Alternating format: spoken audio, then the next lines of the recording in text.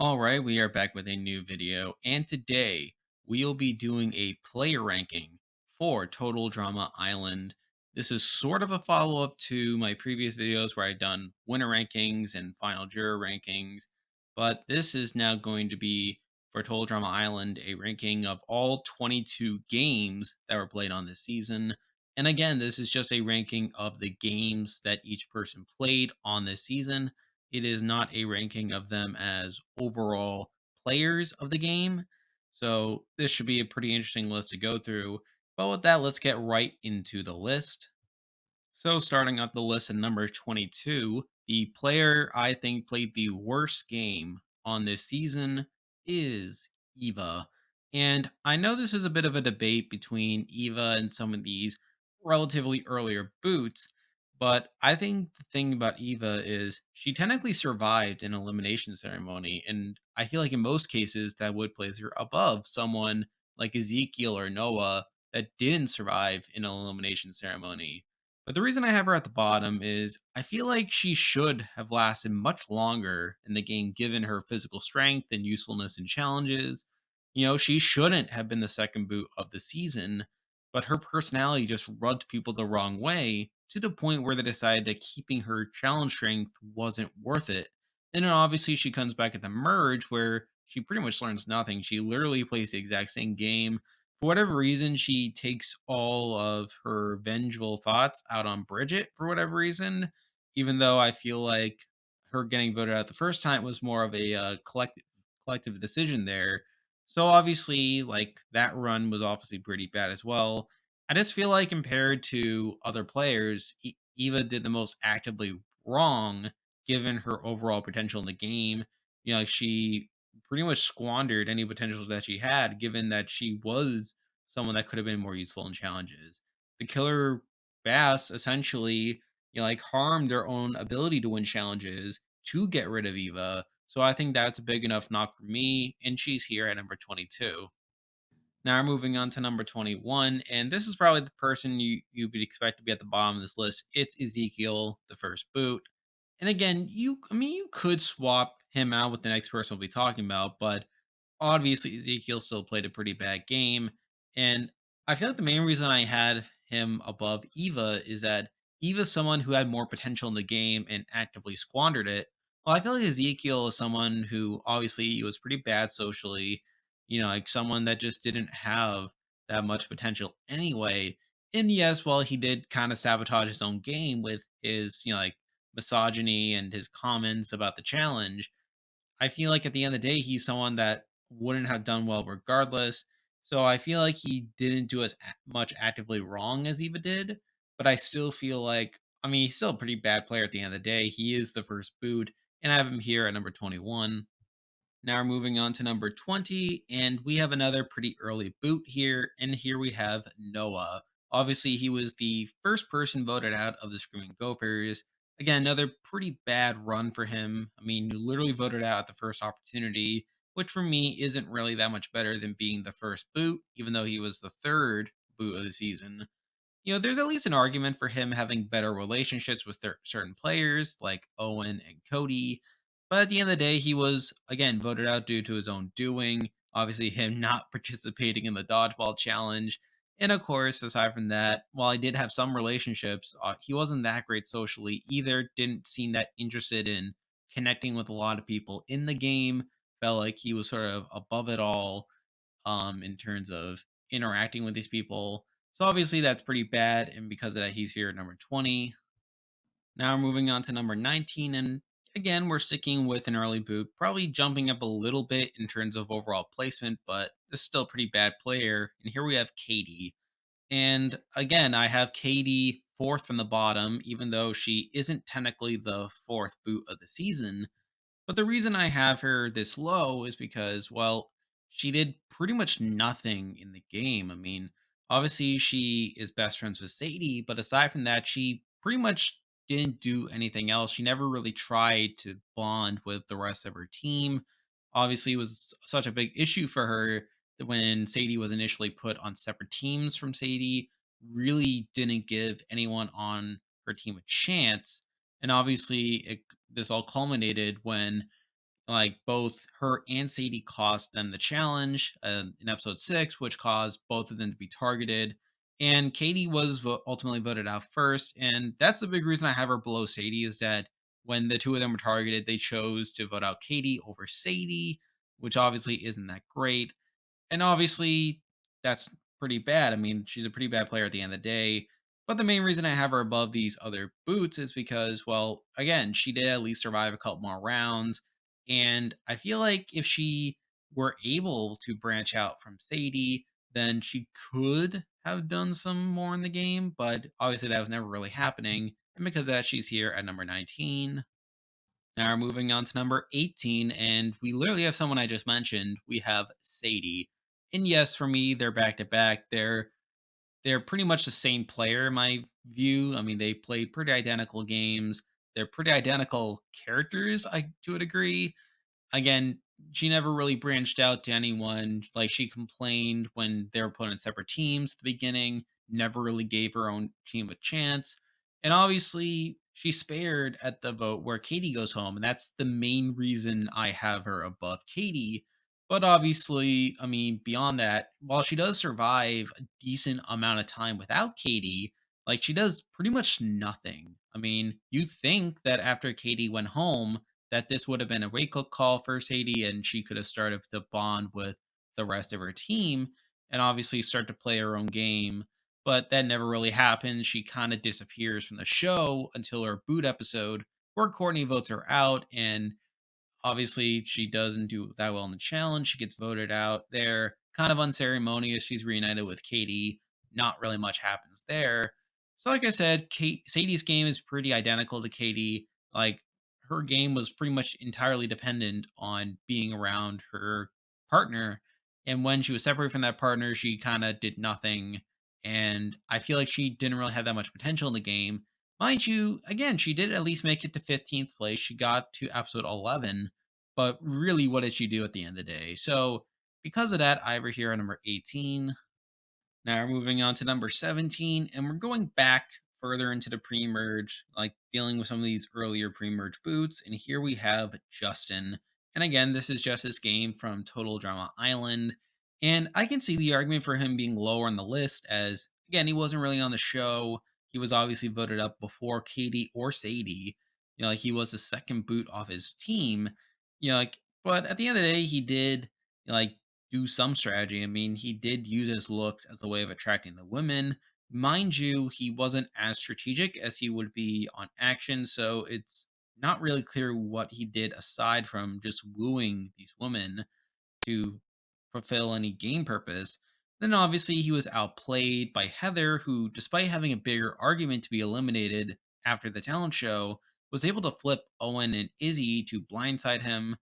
So obviously that's not great. Still, the reason I'm above the people just mentioned is I feel like he did less wrong to be voted out. I mean, it's never made entirely clear why Justin was voted out. I mean, it's kind of implied that, you know, like he like just uses looks at the talent show, which didn't really help too much with the score.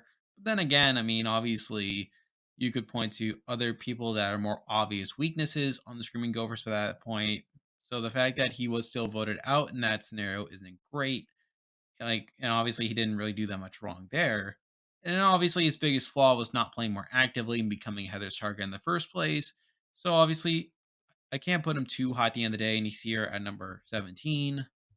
Now we're moving on to number 16, and again, we're sticking to the pre-merge here. We have Tyler. Now, the main thing going for Tyler is that he at least has a cross-team bond with Lindsay. Now, to be fair, that is a showmance, you know, like, and obviously it's more based on emotion than on game, but he's still able to build that connection, which could have really helped him out if he had made the merge. Now, people do pick up on it, particularly Courtney and Heather, which isn't great, and he's ultimately voted out after failing to complete his challenge in Phobia Factor. But the fact that he at least had that bond with Lindsay, which could have benefited him in the post merge, is more than I can say for the people already listed here. And obviously, he made it further into the game than Justin. You know, like so, there are definitely pros to Tyler's game, but at the end of the day, he is a relatively early boot. I can't have him too much higher, and he's here at number 16. Now we're moving on to number 15, and we're actually jumping quite a bit forward to the end of the pre-merge here, and here we have Harold. And again, I mean, I don't think Harold played that great of a game. I mean, he is on the bottom for most of the season. He's constantly picked on by Duncan, DJ, and Jeff. And despite making it to the final round before the merge, he's in the bottom two three times. I mean, and the only reason that he isn't voted out sooner is because of other players like Eva and Sadie making bigger mistakes during the challenges that caused them to be targeted over to him. But then we have episode 12 where he was supposed to go home there, but obviously he saves himself by rigging the vote to send out Courtney instead as a way of getting back at Duncan. And while I guess you could give him some credit for recognizing he was going to be voted out there, most of that was motivated simply by revenge for those three guys bullying him. And obviously, I mean, he didn't actually convince people to vote his way, which would have been more impressive in my eyes. He literally had to resort to cheating to get what he wanted. So that's a bit of a knock in my eyes. And that carries over into the next episode where, again, despite taking out a pretty strong player in Courtney and weakening the guys, he does almost nothing to capitalize on this. And he's swiftly voted out as a result. So, pretty anticlimactic way for him to go out there. But there are still some things you can credit him. Like, for one, he does make it to the final round before the merge. That's at least something you can give him credit for. He also was a pretty big asset in certain challenges, such as the dodgeball one and the talent show, where he is a big reason why his team wins those challenges. And again, while he doesn't do anything beyond voting out Courtney, he is at least able to put that move together. Again, even if it is cheating, that's still something he did actively within the game. So there are definitely a few things you can give Harold credit for, but at the end of the day, like he was still at the bottom for most of the game, didn't really have too many allies, and even when he did make his big move, he did nothing to ensure his longevity in the game beyond that. He seemed really to only be motivated by revenge and getting back at Duncan rather than doing anything that would benefit his game. So because of that, I have him here number 15. Now we're moving on to number 14, and we're jumping quite a bit ahead, actually. We're jumping all the way to the seventh place finisher here, even if they technically came back into the game. And here we have Izzy. And again, Izzy didn't play that well either. She was never that well insulated with the rest of her team. She has a relationship with Owen, which is something, I guess. I mean, she also voted with Heather during the round that Justin goes home. But then obviously she's in the bottom two in episode 8 and had a good chance to be voted out, even if the RCMP didn't track her down. You know, obviously, either way you look at it, that's not a great situation. She comes back at the merge. She's recruited to join Heather's alliance, but isn't really involved in her ploy to break up Gwen and Trent. She's just kind of there for the ride. And then the next couple rounds, she just kind of skates by, doesn't really do much. And again, she's taken out after her antics in that animal challenge. So at the end of the day, there's just not that much to say about Izzy's game. She didn't really seem to be that involved in it. And yeah, while she was kind of involved with the plan, she didn't really do that much orchestrating herself. And there really isn't much of an end game for her. I mean, aside from Owen, but even then, I feel like Owen was friends with a lot of people. I think he would have had a tough time picking between who to send forward versus who to cut. So it's kind of hard to say how she does there, but I feel like the fact that she at least gets a seventh place, mind you, she does skip some rounds to get there, is enough to put her here at number 14. Now moving on to number 13, and I'm sure some people may think this person is a bit too high, but I feel like, again, this person doesn't have as many knocks as the people I already talked about. And here we have Cody. And again, I'm sure there are people who think he's too high on this list, especially over people like Justin and Harold to an extent. And again, looking at his game, it's not great. I mean, he wasn't super well connected on his tribe. I mean, much of his storyline is him trying to impress Gwen, only to fail time and time again. Now, he does get kind of unlucky in that he's injured during the paintball challenge, directly contributing to his elimination. I feel like if it weren't for that, Heather would have been voted out in his spot. But again, even if he survived, I don't think he would have won. I feel like he didn't have the connections there. I feel like he was one of these archetypes that you could tell was supposed to be a pre-merge boot. again, that's kind of an issue with Total Drama Island in that you can kind of tell who's primed to be taking a pre-merge just by looking at people, and I feel like Cody fits that bill pretty well. But the reason I have Cody as high as he is I feel like there aren't as many mistakes they can point to as some of the other people we talked about. I mean, if you look at even the people that made it farther than him, I mean, Izzy, who literally does nothing in the game. You also have Eva, again, second boot of the season, comes back at the merge, is immediately taken out again. Sadie, I mean, does nothing after Katie gets voted out. And of course, you have Harold, who's again constantly at the bottom for a lot of the game. Cody, I feel like, doesn't have those same issues. I feel like, again, while he wasn't super well connected, he was never really brought up as a target until his boot episode. And even then, it was mainly because he was injured. So I feel like those are things you can at least give him credit for. But at the end of the day, he was still the ninth boot, technically speaking. Like he was still taking an episode 9, and I don't feel like he had too much potential in the game moving forward. But again, it's at least enough to put him here at number 13.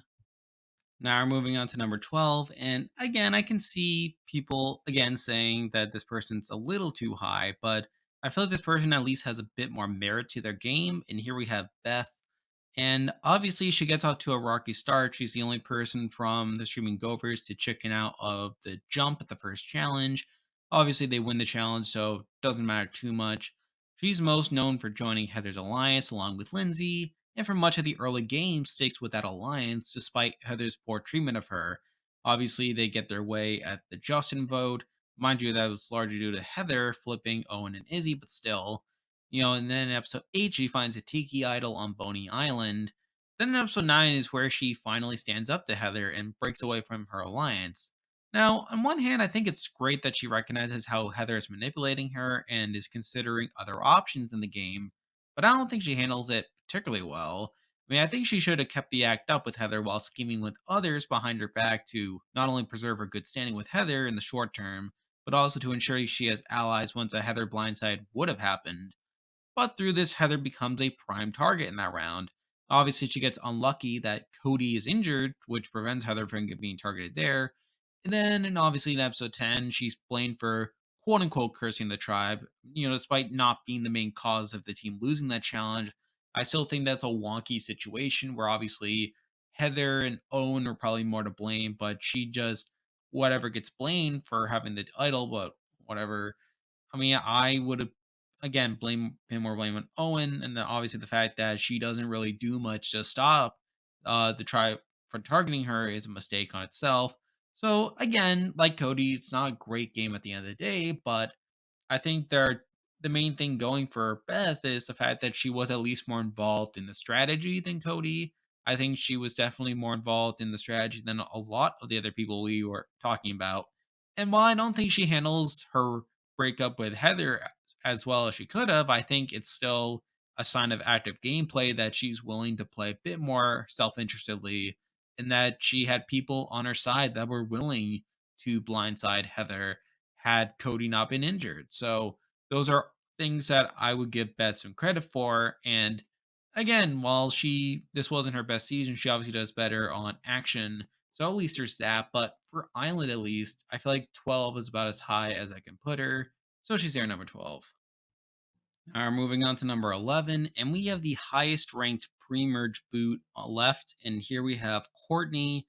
And obviously, there's quite a bit to talk about with Courtney. I mean, right off the bat, she's on the outs. Like she annoys certain people and refuses to jump in the first challenge. She's in the bottom two at the first elimination ceremony, which isn't great. But after that, she becomes a leader for her team despite still being on the outs.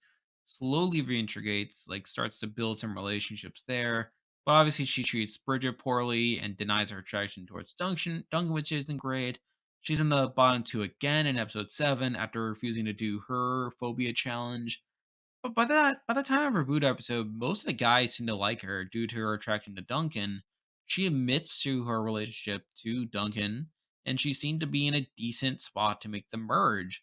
But obviously, we all know what happens next, where Harold seeks revenge on Duncan by rigging the vote to send Courtney out.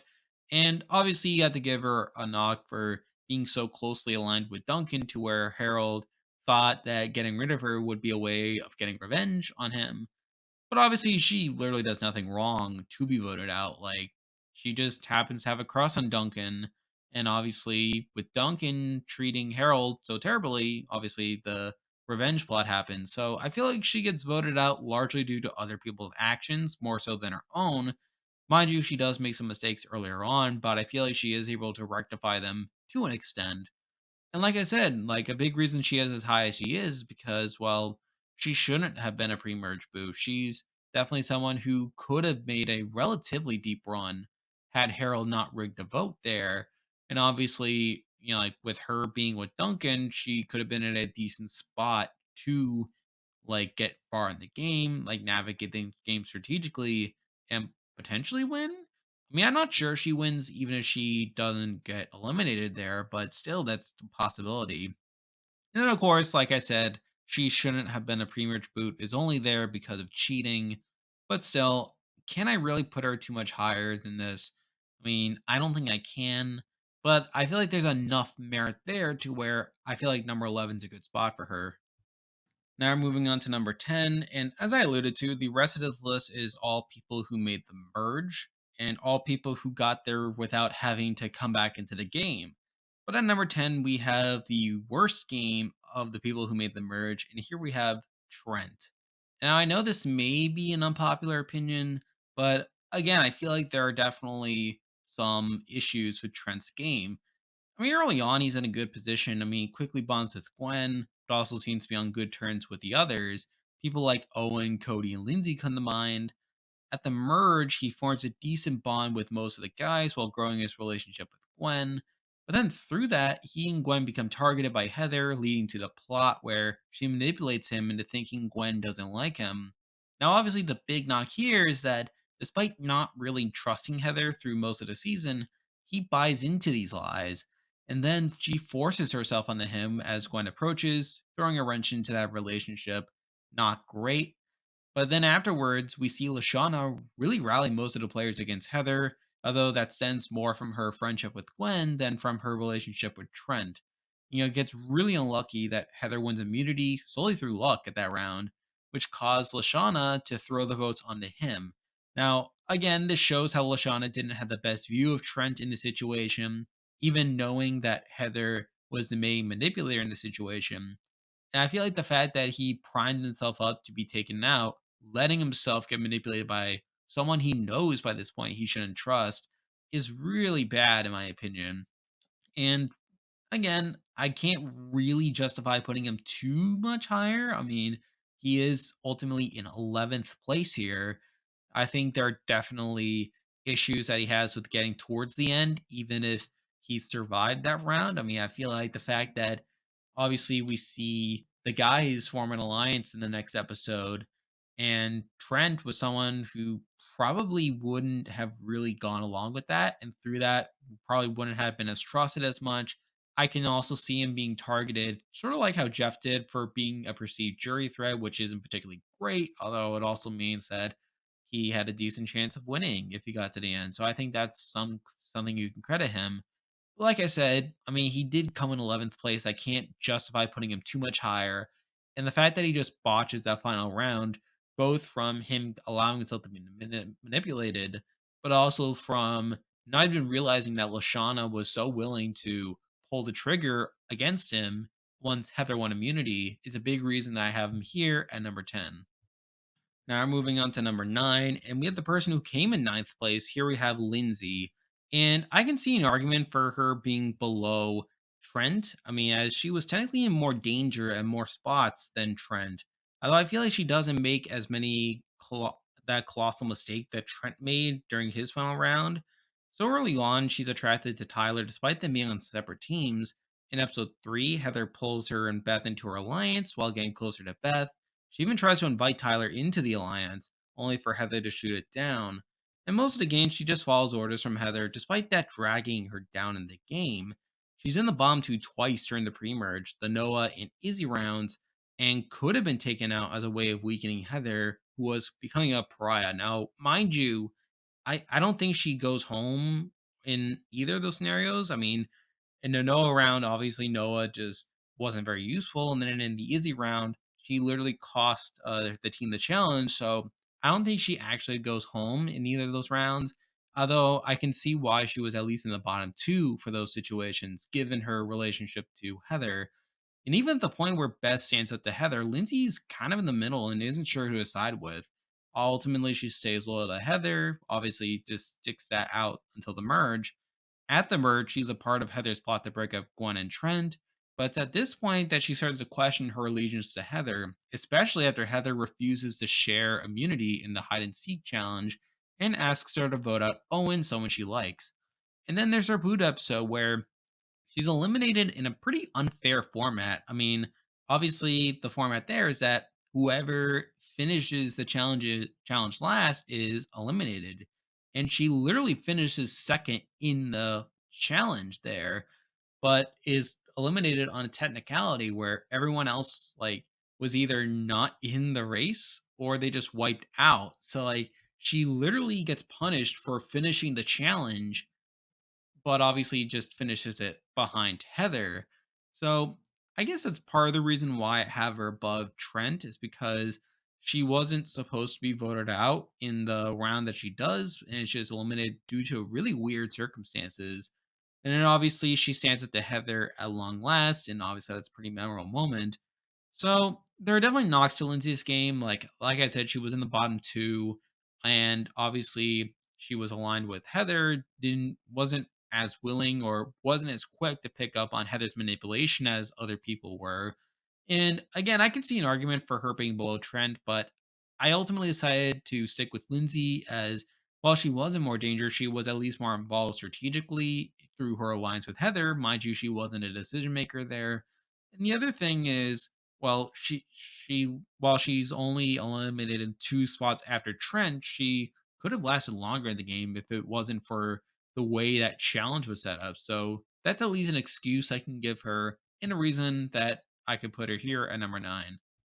Now we're moving on to number eight, and we have the person that came in eighth place. We have DJ, and DJ is kind of weird to assess. I mean, obviously, he refused to do the first challenge, but is viewed as useful in future challenges, which is a big reason he isn't targeted there. He's in the majority for most of the game, really connecting well with Jeff and Duncan.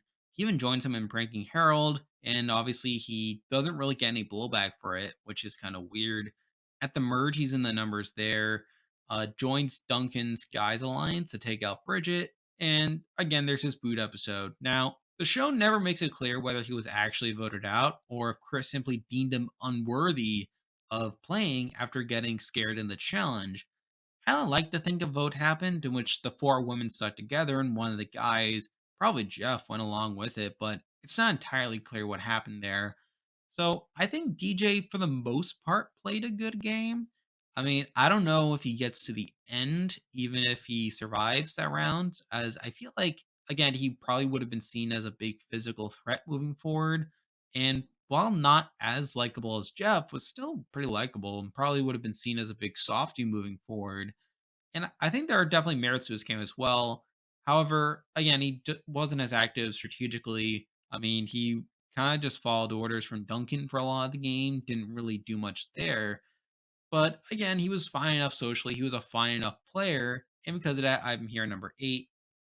Now we're moving on to number seven, and I can see an argument for this person being a little bit lower, but I feel like seven is a good spot for them. So here I have Bridgette, and I feel like Bridgette played a competent game for the most part. You know, despite being in the bottom three during the Tyler round, she spent a lot of that pre-merge in the majority. She obviously develops feelings for Jeff, but we also see her connect a lot with other players on the Screaming Gophers, particularly Gwen and Lashana. At the merge, she's caught in the middle of the rift between the other women, and she sides with Gwen and Lashana. When Eva returns to the game, Bridget becomes her main target, which isn't ideal, but then again, it was most likely because she was the only other woman from the Killer Bass. And even then, Eva doesn't actually vote for her at the elimination ceremony. So there's that. And then obviously, we see her becoming targeted by the Guys Alliance for being a threat. But you can also attribute that to both Heather and Lashana having immunity. And according to the show, at least, she's voted out because the women were split between Duncan and Owen. Mind you, there is some wonkiness to that vote, like which I'll touch on a bit later when I talk about Jeff. but you still have to fault her for not getting all the women on her side. Like, and obviously she seemed to be more with the Gwen and Lashana things with targeting Duncan, so there's that. But on the whole, I don't think there's too much you can truly fault Bridget for her game. I feel like she was just kind of there for a lot of it. And again, I could see people saying she's a bit lower. She's definitely not flashy by any means, but I couldn't really justify putting her too much lower as she was in the majority for most of the game. And the fact that there isn't that many mistakes I can attribute to her is a big reason I have her here at number 7. Now we're moving on to number 6, and I didn't really know what to do with these next two, as on one hand, these players made it very deep into the game, and obviously one of them is a finalist. However, I also realized that there were plenty of flaws with them to where I couldn't really justify putting them too much higher on the list. So at number 6, we have the more flawed player here, and here we have Heather. And again, I'm sure plenty of people were wondering where Heather would be on this list, and I know I already talked about her in my final boot ranking. So if you want my more detailed thoughts on her game there, like you can check out that video. But I feel like a lot of the issues I have with her game still stand. I mean, if we want to go through them real quick, she would have gone home at the Cody round if Cody wasn't injured. She gets kind of lucky that she isn't targeted during the Beth round, where while she wasn't the main reason they lost the challenge, she definitely didn't help. She made herself the leader in that situation, which isn't great. A big reason she isn't targeted at the merge is because Eva returned to the game and she was just a bigger pariah than her at that point. Didn't really make sense to get rid of her there. Perhaps the biggest knock of her entire game is the whole Trent situation where, yeah, she does drive a wedge between Gwen and Trent, but does so in a way that makes her the prime target. And the only reason she isn't voted out there is because she wins immunity. And even worse, she wins immunity entirely through luck. It's not like she really did that much to win it. She just got lucky by drawing the right key there. So that's a massive flaw in her game. She wins immunity the next two rounds during the hide and seek episode, and again during the bike episode, in a position where she probably would have been voted out there. And then obviously you have the Playa de Losers twist where the limited players had the chance to vote someone out and they wanted to vote out Heather. However, they botched it up and voted for Lashana instead. So obviously that's not great. There are a lot of holes in her game. There are a lot of points where she probably should have been voted out. And obviously there are the other issues like the fact that she treats Beth and Lindsay poorly to the point where they eventually turn on her, and also the fact that, yes, while she does build the alliance, she never really branches out beyond that and continues to make herself a pariah to where she is targeted at multiple points. So I feel like a lot of the issues I have with the game still stand. However, I do think there are still some benefits that keep her from falling even further on the list. For one, there's the Justin round where she legitimately gets votes on her side to keep her in the game. So there's that. I also feel like at the final 5, I mean, while she should have been voted out, like due to that Playa de Losers twist, I feel like inherently she wasn't the target, or at least it wasn't a position to where she could have been a swing vote instead of the target. Because at that point in the game, there were, two pairs, and she was kind of in the middle of that, and she could have used that to get through that round. So I think that's something I can at least give her some credit for. And again, the fact that she does win immunities, multiple immunities, in fact, is somewhat impressive. Also, the fact that she does survive certain rounds, even when she doesn't have immunity, like the Jeff round or the second Izzy round, those are at least some things I can give her credit for. But at the end of the day, again, she has some very glaring flaws in her game. And while she does get all the way to the final 3, I feel like a lot of that is due to her having plot armor, and I feel like if it weren't for some various lucky circumstances or the fact that the writers needed a season long villain, then she logically gets voted out, like in a lot of those situations. So, because of that, I can't have her too much higher than number 6. But considering she didn't make it that far, I can't really have her too much lower either. So, because of that, I have her here number 6. Now we're moving on to number 5. And again, this is another player I've talked about in the past, and certainly one that made it very deep in the game as well, even if I'm not super impressed by the actual game that they played. And here we have one of the finalists or winners from the season, we have Owen. And I've talked in the past about how Owen isn't that great of a player at the end of the day. Now, he is good socially to a degree on this season. And I also think he is pretty well positioned for a lot of that season to where he is rarely in danger. Now, obviously, the main issue I have with him is just he's just not very strategic at all. And he's very passive in the game to where I don't think he was really playing the game. He was more so just along for the ride for a lot of it, where I mean, we can go through like the different votes where obviously he's in the majority for the Noah vote. Like Heather convinces him to flip on the Justin vote for no real strategic reason. She just like brides him more or less, and he just goes along with it. That's not probably not the best look, but still like he's not really in danger there. He is a direct reason that they lose the challenge in episode 10, and he goes along with the plan to vote out Beth more so because he has to, because otherwise he probably would have been targeted. That's another thing too. Like he gets lucked out by the fact that Beth gets blamed for losing the challenge due to this tiki that she found in episode 8, even though that has little to do with what actually happened. But whatever, he gets it to merge okay. Obviously he's again technically in the bottom two during the Trent round, but I don't really hold that too much against him. He's a target during the Bridgette round, or at least one of the targets by the women. Although, again, you can question like how much he did to warrant that target. I mean, Heather doesn't exactly give the best reasons for targeting him. She just says, "Oh, he smiles creepily," which is just dumb. And even then, like we see Bridgette, Gwen, and Lashana like agree to target Duncan over him. So even then, like it's not the biggest knock in the world.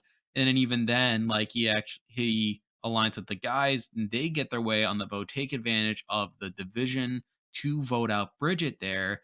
And I already talked about before how yes, aligning with the guys was a good short-term decision for Owen. However, it definitely wasn't something he should have stuck with long term, as I feel like DJ, Duncan, and Jeff were all closer to each other than they were to Owen, and probably would have cut him at 4 had that been the final 4.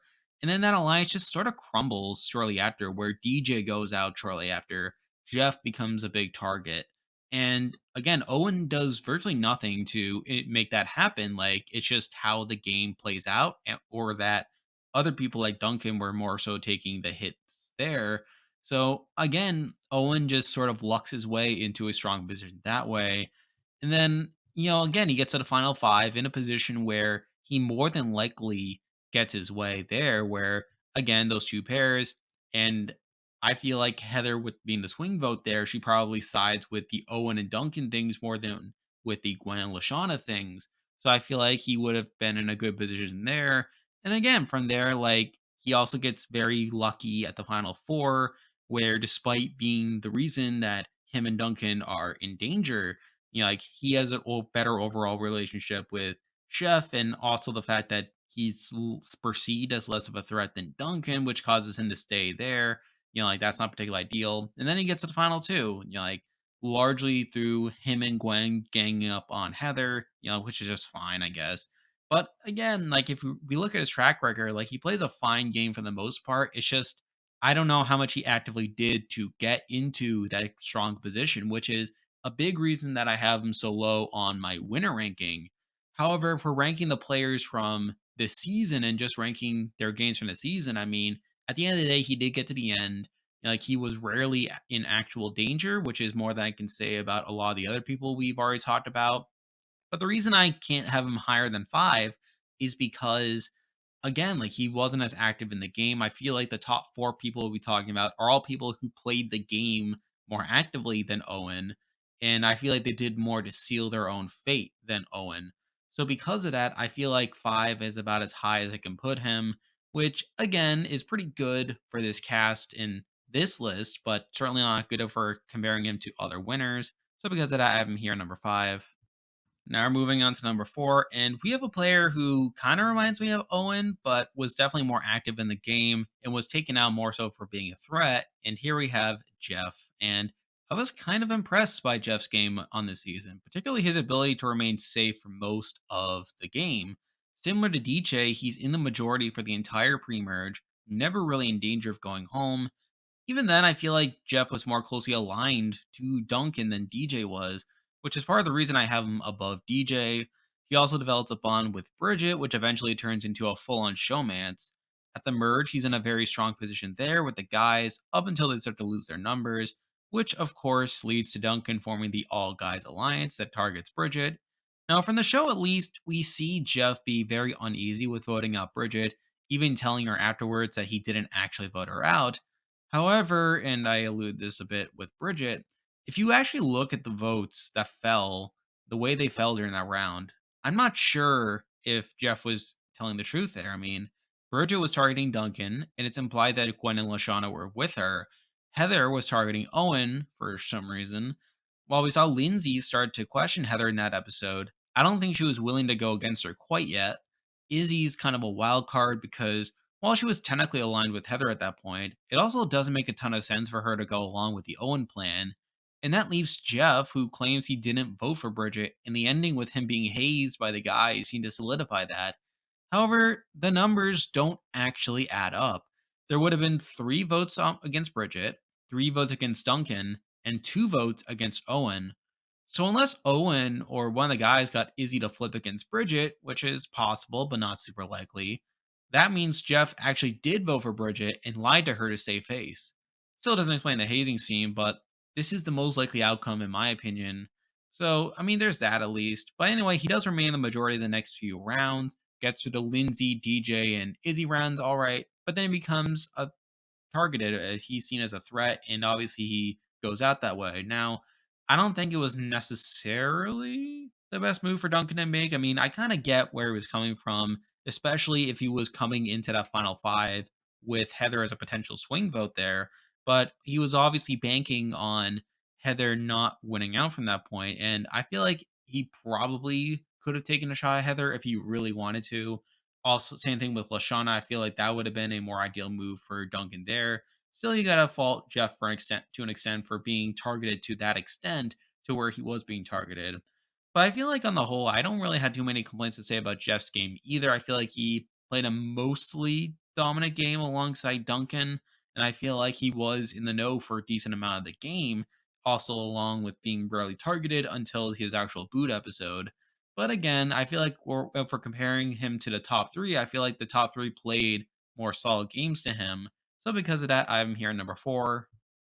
Now we're moving on to number three. And for me, this is the pretty definitive top three. I feel like these 3 players we've talked about all played the best games. It's just a matter of the order. But at number three, we have the person who technically was the most screwed over, or at least is viewed that way, but we'll talk about that in a minute. And here we have Lashana. And to me, Lashana played a very impressive game on Island. I mean, early on, she gets on Heather's bad side, which isn't great, but she's essentially in the middle of the Screaming Gophers for most of the season. She connects well with most of that team, with Gwen being her closest ally. Throughout a lot of the season, she's the main person that wants to target Heather, but isn't quite able to get her way. Now, obviously, some of that is due to circumstance, like when Cody got injured or when Heather won a bunch of immunities post merge. But there are other points, like during the Beth round or even the second Eva round, where she could have taken a shot, but simply didn't for whatever reason. So you can fault her to a degree, as that was her main goal for a lot of the game. At the merge, when the women are divided, her and Gwen are able to get Bridgette on their side. She's the main one to rally everyone against Heather during the Trent situation, but once Heather wins immunity, she's able to flip the vote on the Trent, a move which does weaken the guys while bringing Gwen closer to her. So I think that was a good enough move. Now, you could argue that she could have gone after a bigger threat like Duncan or Jeff, but I can understand why she gets a Trent here. Next round, she loses Bridgette, which isn't great, but again, she's able to survive the next few rounds without too much trouble, getting herself to the final five where you obviously know what happens there. Now, for the longest time, I did believe she was screwed over by the Playa de Losers twist, where all the limited players wanted to vote out Heather, but accidentally voted out Lashana in the process, despite all of them wanting Lashana to win the game. Now, I think now, while that's still partly true, Lashana would have been in a lot of danger if it were actually a normal round. At that point, her and Gwen were a pair, Owen and Duncan were more or less a pair, and Heather was on her own. And while it's certainly possible Heather is the target there, I think the guys would have at least tried getting Heather on their side to vote against the girls. And with Lashana being a bigger threat to win and the one Heather despised the most, I think there's a decent chance Lashana is voted out 3-2. So, I mean, it's not a guarantee, but I think if Duncan and Owen were playing optimally, they would make that move. And more than likely, if Heather goes along with that move, Lashana is voted out at the final five anyway. At the end of the day, she's still kind of screwed over because, like even with the twist, I mean, she wasn't supposed to be voted out by those eliminated players. It was just more so, I don't know, for it to be funny, I guess. But I think again, Lashana played a very strong game on the season, and I actually considered her putting her at number two on the list. Like especially considering the fact that she was never really in danger for most of the season, and that's something that I find kind of impressive. It's just the fact that I feel like again, the biggest knock against her is the fact that she had a very narrow road to the end where I feel like a lot of people still saw her as a pretty big threat. And even if it weren't for the Playa de Losers twist, I feel like she would have had a tough road actually getting to the end. So that's a big thing that kept me from putting her higher, but I feel like she was still one of the more impressive players this season. And because of that, I have her here at number three. Now we're moving on to number two, and this was sort of a weird last minute change that I had, but I just thought about this more and more, and I figured this person probably should be at number two. And so, because of that, we have the other finalist slash winner of the season. We have Gwen, and I did not originally have Gwen number two. I actually had her at number three originally, behind Lashana, as I feel like Lashana was more dominant within the game. I feel like she was certainly better positioned throughout the pre-merge. I feel like she was a lot more active in certain decisions being made, like especially during that Trent round where Lashana was really the one that gets the votes there. And obviously that was a pretty bad round for Gwen where she loses obviously her boyfriend at that point, someone that would have given her more options moving forward. And obviously, the Bridgette round's not great either. She was also someone who was technically in more danger of going home than Lashana, whereas Lashana was never in the bottom two during the season, whereas Gwen was in there twice in a row, like during the second Izzy round and again during the Jeff round. That's not particularly great either. And I already talked quite a bit about her game in Island in my winner ranking, so you can check that out as well. But the reason I have Gwen above Lashana, even though I feel like Lashana was a more dominant force on the season, is that I feel like Gwen was just better positioned to get to the end of the game than Lashana was. I mean, yes, while Gwen was technically in more danger of going home, she was in the bottom two more often. I feel like as we got closer to the end game, she had less people that were willing to actively target her than Lashana was. As Lashana definitely had people like Heather going after her. Later on, she had people like Duncan who probably should have targeted her in the end game but just didn't and never really got the opportunity to vote out Lashana. I feel like Gwen was more so hiding behind Lashana, always had that target ahead of her. So that's something that I can give Gwen a lot of credit for. It's not as if Gwen wasn't involved in the game. I mean, yes, while I would attribute more credit to Lashana for a lot of things, I mean, she was still like Lashana's second in command for a lot of that game and was also someone who's just better positioned to get towards the end. I mean, she obviously slowly builds bonds with more and more of her team as the season goes along. I mean, she has Trent, she has Lashana, she has Bridgette, she even has Owen to an extent. And I feel like when it came down to it, Gwen was just better positioned to get towards the end because, again, I explained this earlier with the final five scenario where I think Heather sides with Owen and Duncan, they target Lashana, who is the bigger threat. And that would have obviously been bad for Gwen's game, but coming to that final four, she was not guaranteed to be the next boot, in my opinion. I feel like, like there's a decent chance that Heather could have been voted out there had she not won immunity. And even then, she had a relationship with Duncan, which, while not as strong on the season as it would be like in future seasons, I mean, it's still there. Like, and they still like form some sort of connection there to where I think Gwen could have convinced Duncan or even Owen possibly to save her if it came down to them. So I think that's another thing you can give her credit for. I mean, I don't really have too many complaints about Gwen's game aside from, like obviously the mid game, that early merge section where again she loses Trent and then she loses Bridget shortly after, and then her being the bottom two. But again, I feel like Gwen and Lashana were both pretty close to me. I decided Gwen was better positioned to get to the end of the game, and because of that, I have her here at number two. And now at number one, the person I think played the best game on Total Drama Island should be very obvious at this point. I mean, it's Duncan. I mean, for me, again, it was a pretty obvious pick. Now, again, he didn't play a perfect game, but we'll talk about that. But I think when you compare it to everyone else, he did play the best game of the season. Right away, he's in a power position, aligning with most of the guys on the Killer Bass. There's also his will they, won't they relationship with Courtney, something else to his credit, and also, again, another potential person that doesn't want to target him moving forward. He gets through most of the pre merge without too much trouble, although along the way he starts pranking Harold, which isn't ideal.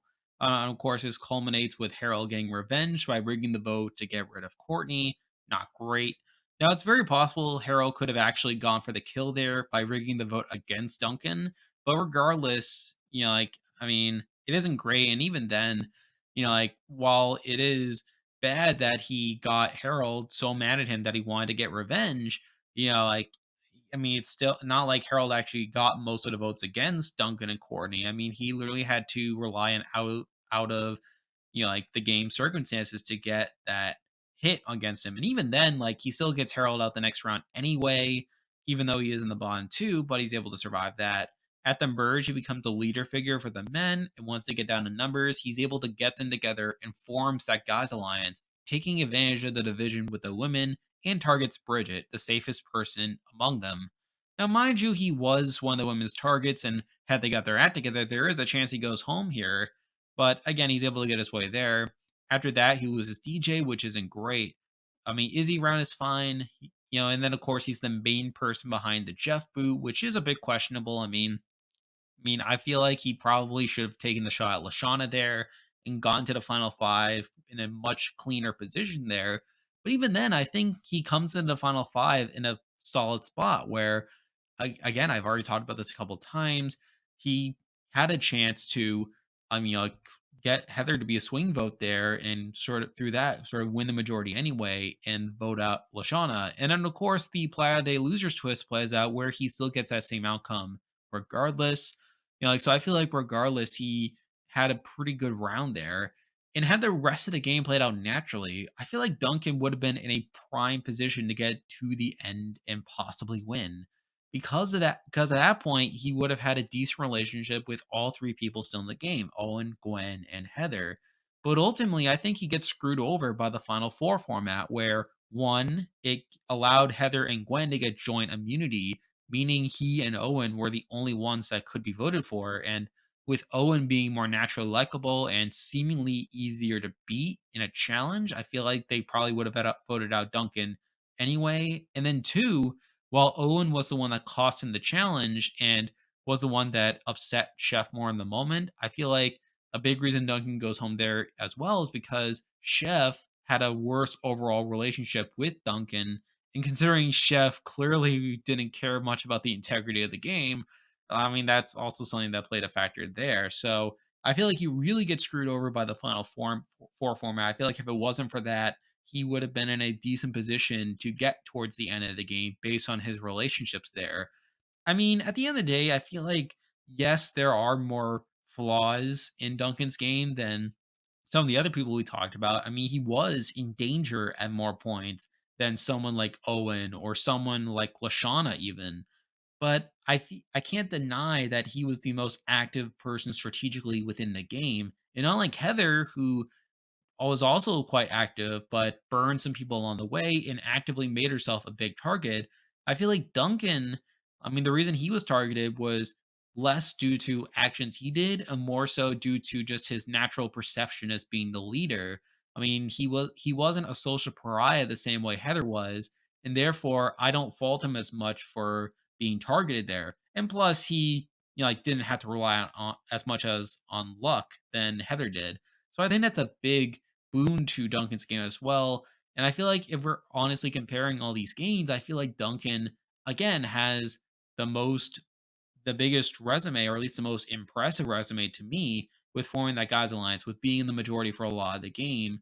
And even with some of his low points, I feel like he didn't rely on luck as much as certain other people. So because of that, I feel like Duncan has to be a number one. I feel like he has played the best game on Total Drama Island, and he is number one for me on this list. And there we go. That will do it for this video. If you like this content, be sure to like and subscribe. It really helps out the channel. I probably will do this for the other Total Drama seasons as well. Start doing a player ranking for that. I eventually want to do an overall player ranking, sort of ranking all these people in their collective ability in the game. That's something I plan to do in the future. And then, of course, I plan on covering other animated shows in the future. Some more MLP videos, more Owl House videos. I plan to work in some other animated series in the future. Stay tuned for that. And one other thing is if you like the total drama content specifically, you can check out my other channel, Survivor Gumball. And on there, I talk quite a bit about other competition shows like Survivor, Big Brother, Amazing Race, even. And I talk about those shows in a lot of the similar ways that I do with Total Drama. So like if you really enjoy the Total Drama content, I have more content like that on the other channel. So be sure to check that out. But for now, that is the video. See ya.